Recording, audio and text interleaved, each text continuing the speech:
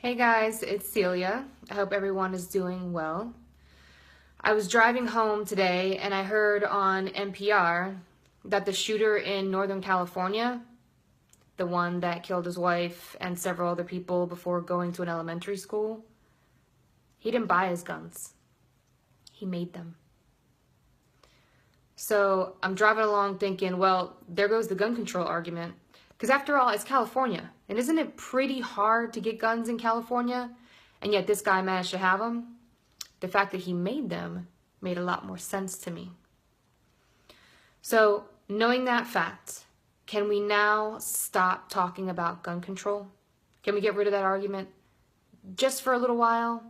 Because we've got to face it. We live in the United States of America. And odds are slim to none that gun control, the way people want it, will ever happen. The way some want it, I should say, will ever happen. So, considering this guy didn't buy his guns and gun control would be useless in this case, let's talk about what else we can do. What else can we do to protect ourselves from a person who makes his guns in his home? I think about the church in Texas. And all those people in the church who heard the gunfire from outside the church before the gunman even arrived. What could they have done? Imagine if they were trained on where to shelter or how to evacuate or how to line up on the door to attack the guy when he came in, if he came in. How could that situation have been different? It could have been. I'm sure of it. And it's hard to say. And I feel like I offended a lady I said that to recently, but it's the truth. It could have ended differently if we were trained. If you don't want to talk about arming people in churches and arming people, fine, don't talk about that. But there are other things that we can do. In the case of the gunman in rural Northern California, what could have been done?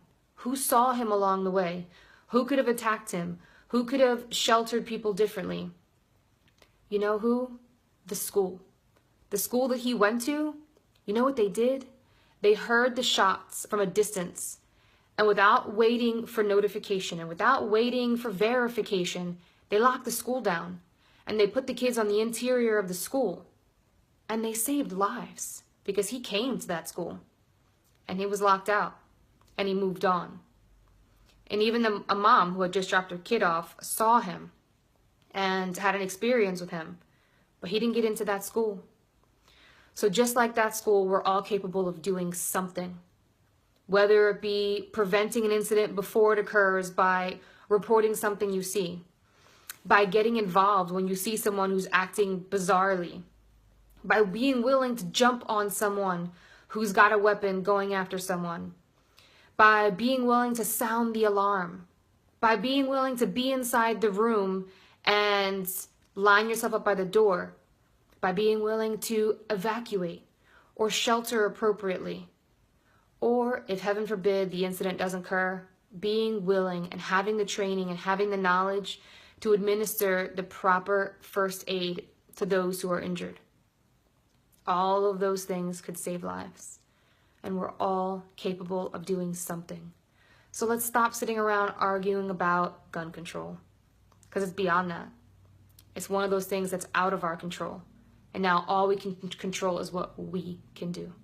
And we're all capable of doing something. Get trained. If you don't want to carry a gun to be able to respond to an active event of violence, don't carry a gun. Know where to go. Know how to evacuate. Know how to save lives. Because no matter your level of fitness or your age or anything else, we're all capable of doing something. Would you agree?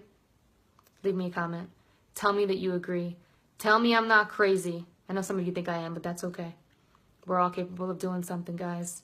Go out there and do something. Get some training. You are capable.